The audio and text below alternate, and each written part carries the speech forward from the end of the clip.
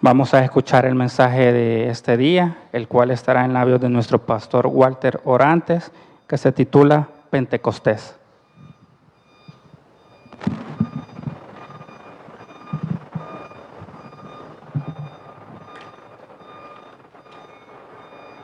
Gracias. De acuerdo al calendario litúrgico, ahora conmemoramos la fiesta de Pentecostés, la celebración de Pentecostés, no la fiesta, sino porque esa era una celebración, una fiesta judía, ¿verdad? Pero ahora, de acuerdo al calendario litúrgico, entonces conmemoramos Pentecostés. Esto de reflexionar sobre el Espíritu Santo o el Espíritu de Dios dentro de los bautistas, entre bautistas, no es muy usual. Sin embargo, el Espíritu Santo es fundamental, muy importante, importantísimo para toda aquella persona que quiera, aspire, desee ser discípulo de Jesús. Solamente quiero mencionar 4 aspectos en esta reflexión. La primera cosa que quiero compartirles es que Juan, en el Evangelio que él escribe, en el capítulo 14, nos dice de que Jesús estaba hablando con los discípulos, con sus discípulos, y les dice en el capítulo 14, si me aman, guardarán mis mandamientos. Por lo tanto, rogaré al Padre, y Él les dará a otro consolador, para que esté con ustedes para siempre. Lo que hay que analizar aquí es la lógica en el planteamiento de Jesús. Pero antes de meternos a la lógica, es necesario e importante saber, aclarar a qué se refiere Jesús con eso de otro consolador. La palabra en griego ahí es parácletos. Y eso sí es referido a alguien que es convocado para estar con uno para siempre. No en ocasiones, sino para siempre. No en determinados momentos de la vida, sino que para siempre. Y eso se refiere al Espíritu de Dios o al Espíritu Santo. Ahora bien, la lógica de Jesús, en las palabras de Jesús, en el planteamiento de Jesús, es que toda persona que recibe al Espíritu Santo es porque ha guardado sus mandamientos. ¿Quiénes son los que guardan los mandamientos? ¿Personas especiales? No. Son los que aman a Jesús. Por eso dije que en el texto según Juan, en el Evangelio, si me aman, guardarán mis mandamientos. Y entonces rogaré a mi Padre para que les envíe otro consolador. ¿Quieren recibir el Espíritu de Dios? Guarden los mandamientos. ¿Quiénes son los capaces de guardar los mandamientos? Los que aman a Jesús. Esa es la lógica de las palabras de Jesús. Es que toda persona que recibe al Espíritu Santo es porque ha guardado los mandamientos de Jesús. ¿Y quiénes son estos que guardan sus mandamientos? Los que le aman. Hay que tener claridad en esto. Todo aquel que ama a Jesús puede guardar en su vida sus mandamientos. Y entonces Jesús a esas personas les ofrece rogar a su Padre para que les envíe su Santo Espíritu. Lo segundo que quiero compartirles está basado en Hechos capítulo 1, los versículos del 1 al 8. Esta segunda cosa que quiero compartirles es que después que Jesús es resucitado, dice que va al encuentro de la comunidad de creyentes. Va a buscar a esa comunidad, que eran los seguidores de Él anteriormente, cuando estaba vivo, antes de la crucifixión. Entonces nos dicen Hechos de que Jesús va al encuentro de esa comunidad de creyentes, se reúne con ellos y con ellas 40 días.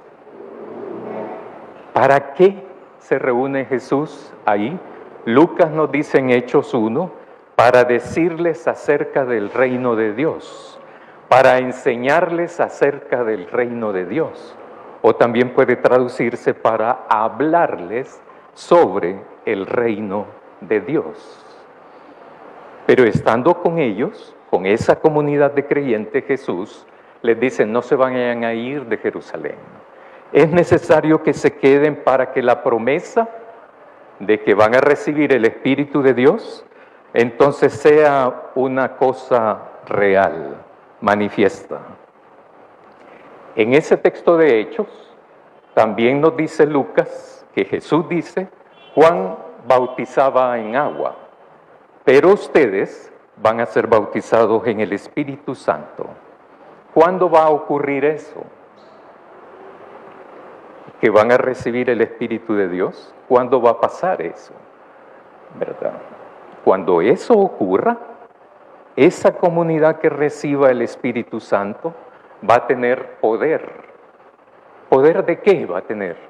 Poder para ser testigo en Jerusalén, en toda Judea, en Samaria y hasta lo último de la tierra. Quiero recapitular esas dos cosas que acabo de mencionar. ¿Quiénes van a recibir el Espíritu de Dios? Los que aman a Jesús, porque son los que son capaces de guardar sus mandamientos, de atesorar sus mandamientos, de obedecer sus mandamientos. ¿Para qué van a recibir el Espíritu Santo? Para ser testigos en Jerusalén, Judea, Samaria y hasta lo último de la tierra.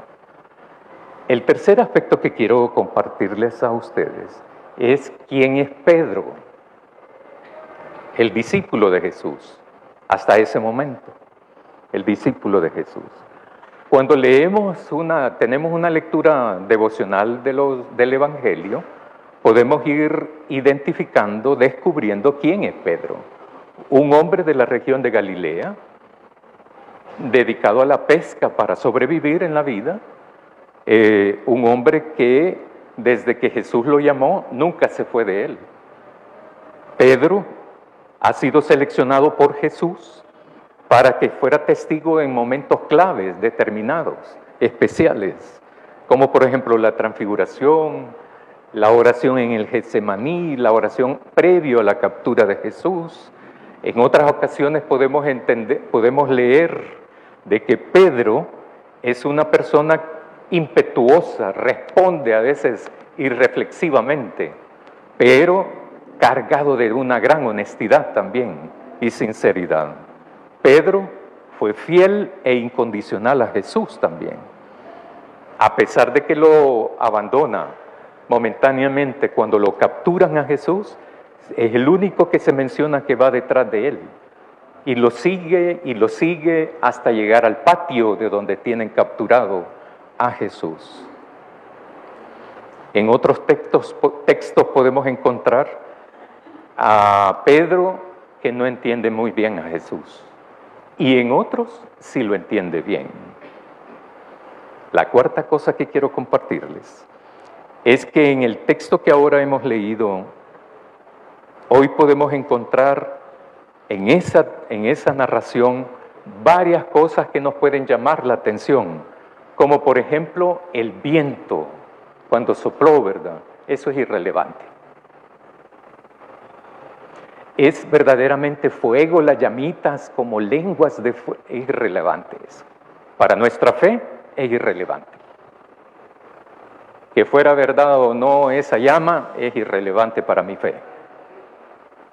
Lo que sí es relevante, lo que sí importa, es que el Espíritu Santo fue manifestado en ese momento, fue real en ese momento y fue recibido también por esta comunidad de creyentes en Jesús.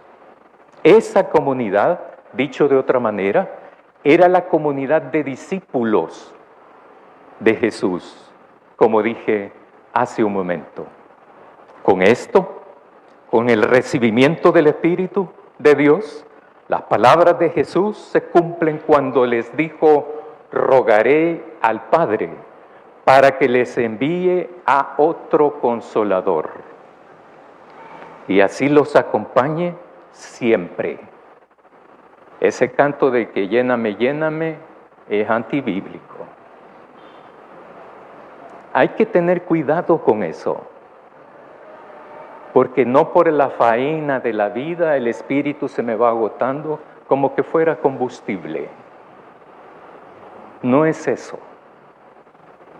La segunda cosa que sí vale la pena mencionar, y sí es relevante también en este texto, es que la fiesta de Pentecostés, la palabra en griego es quincuagésimo. Estoy hablando de la fiesta judía, Pentecostés. Era la segunda fiesta en importancia para la religión judía. Se celebraba 50 días después de la Pascua. Era sumamente importante. Tan importante era que los judíos de la diáspora, para que me entiendan,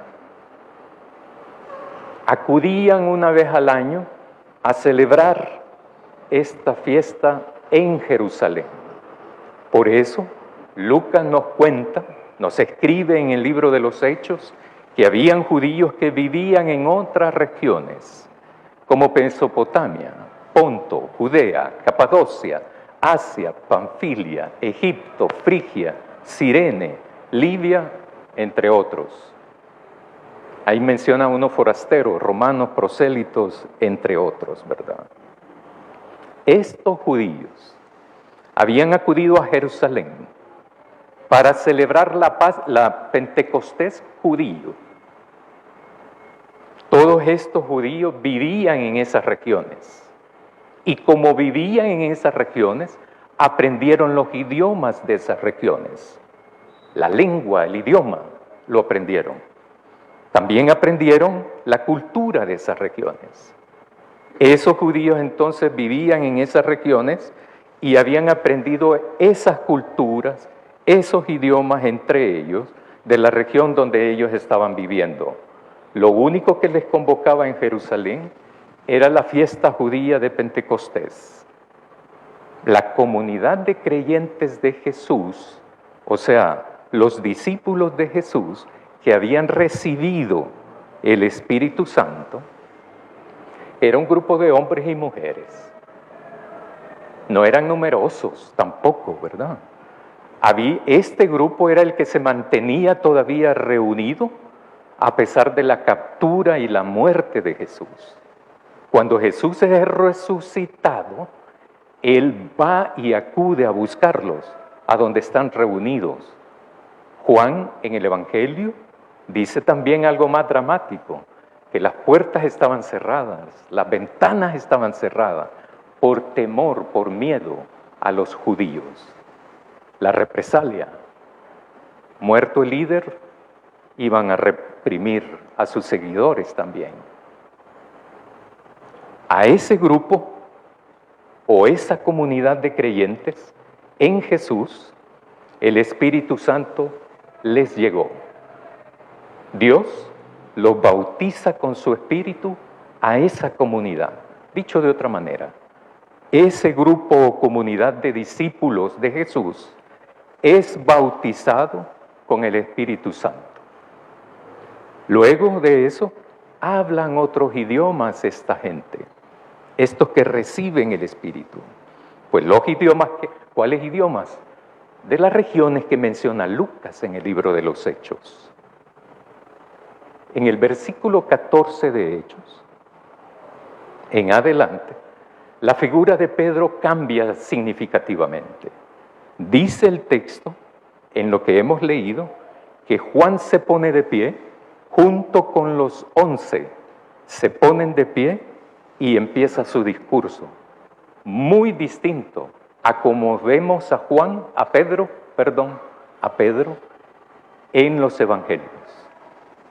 Pedro aquí tiene un cambio significativo, tiene claridad de entendimiento, de comprensión, tiene también la centralidad en su fe, que es Jesucristo, y también tiene conocimiento de la realidad que lo circunda a Pedro también. Pedro deja de ser aquel hombre marginal, si se quiere torpe, para convertirse en un hombre claro, consecuente con su fe y consecuente también con su espiritualidad. En otras palabras, Pedro asume en su vida el Espíritu de Dios.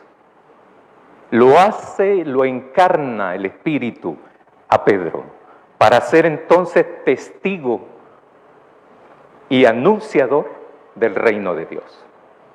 Esto es posible después y solamente después de recibir el Espíritu de Dios. Hay un empoderamiento en Pedro, pero también en los 11 siguientes. Y para lo demás que viene en el libro de los Hechos, de la comunidad entera. Los discípulos, a partir de ese bautizo, ya no son los mismos de antes. El cambio es evidente. El cambio es obvio cuando se recibe el Espíritu Santo. Hermanos y hermanas, ¿qué cambio hemos experimentado nosotros después de haber recibido el Espíritu Santo?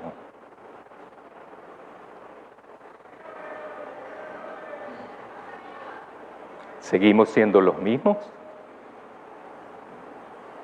¿O hemos experimentado cambio?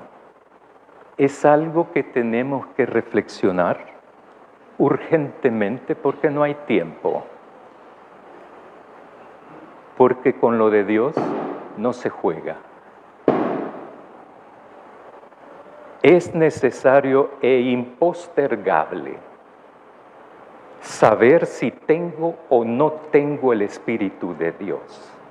Si no lo tengo, busquémoslo y lo encontraremos. Así como dice la canción, ¿verdad? Pero si lo tenemos, vamos a responder entonces para cada uno de nosotros y de ustedes, ¿qué cambios hemos experimentado después de haber sido bautizados por el Espíritu de Dios? Amén.